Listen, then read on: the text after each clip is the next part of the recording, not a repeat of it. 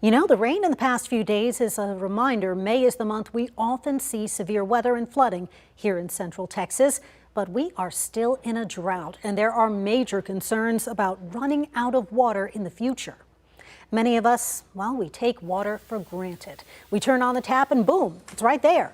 But the demands of new development and a booming population, along with the current drought, are putting a huge strain on our water supply here in central Texas and across the state.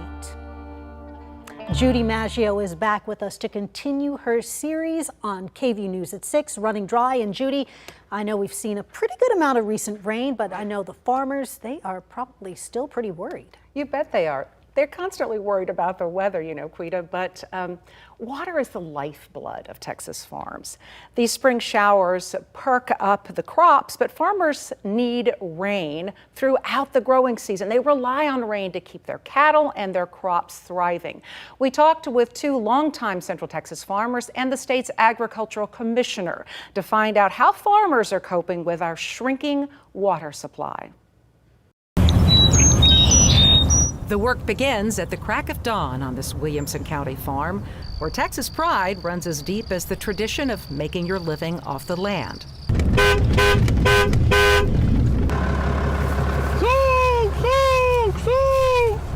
Mark Prince is a fifth-generation farmer. He's seen more than his share of droughts. Dry spells always make him worry about the well-being of his beef cows. We haven't had any flooding rains, you know, to get our runoff for our cattle. We depend on the runoff for the stock ponds for the cattle to drink. And that's the thing that gets a little scary whenever it gets dry here. But cows and half-full stock ponds aren't Prince's top priority when Mother Nature doesn't cooperate. The corn crop is his moneymaker. He and his dad and brother farm about 4,000 acres of rich blackland soil. In a good year, they produce a hefty crop of healthy corn. But unlike some Texas farmland, this fertile soil relies solely on rain. There's no irrigation. So during a prolonged drought, the soil shrinks and cracks and the crops take a beating. Like on average here, the corn will make around 120 bushels per acre. And in 2011, a lot of it barely made 30. Texas Agriculture Commissioner Sid Miller is well aware of the burden a lack of water puts on Texas farmers. And he says we need Texas farms to thrive. We'll run out of land in about 700 years. We got lots of land in Texas to farm, but we don't have the water. That's why he's one of the state leaders sounding the alarm about the need to act now. How far away are we from actually running out of water in Texas? Well, we're out of water. We've already ran out of water. We have no more water. We're to our limit.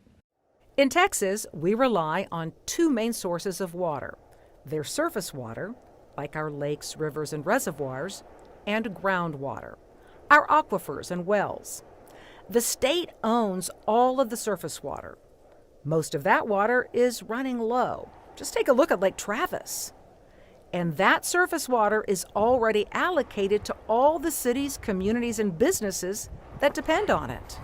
Many of the aquifers and wells are also drying up due to the drought. Miller's big push, as lawmakers look at spending billions more on state water needs, is not only conservation and new technology, but repairing old leaky pipes all across the state. Our cities lose about 30% of the water. From the time they get their water to they deliver it to the customer, 30% gone. They don't know where it goes. It's just bad infrastructure, leaky pipes.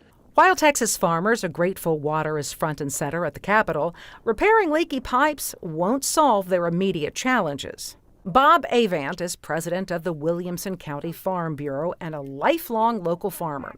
He says it's often the little things that warn you a drought could be damaging. My wife has 4 pet donkeys, and I always have enough hay that I carry over for those donkeys. This year I had to buy some extra hay for them because there was not enough grazing in the wintertime to do that. The cost of hay pales in comparison to the hundreds of thousands of dollars farmers spend on heavy equipment like tractors and combines. Federal crop insurance helps, but it only goes so far. Farmers' big fear is the drought we're in now will last several more years. This is the worst dry spell Central Texas has seen since the long drought that ended about 10 years ago. It was a struggle on the farm. I mean, things just as a whole got pretty lean. I mean, we had to get diverse with our operation and kind of start thinking about doing work off the farm possibly if it got, just to provide for our families. Despite the droughts, the stress, and struggles, Mark Prince says he can't imagine doing anything else. For him, like many farmers, it's not a job. It's a way of life. I know Mark and all the farmers are glad we got that rain. Now, the water challenges are just making a tough time even worse for Texas farmers. It's estimated we lose one Texas farm or ranch almost every day to encroaching development. That last farmer you met in our story, Bob Avant, he can now see the new Samsung plant in Taylor from his back porch. It's kind of this constant reminder of the rapid growth and the demand on our water supply. Definitely. And Judy, I know water and the lack of it is front and center at the state capitol. What is the latest on legislation there? Yeah, the governor made it an emergency item. Well, both the Texas House and the Senate have passed multi-billion-dollar plans to do things like repair the infrastructure, create new water supplies, but they're hammering out the differences right now in both the chambers, and hopefully they'll find something everybody can agree on. Well, they don't have a lot of time to do that. Until June 2nd. Thank you so much, Judy.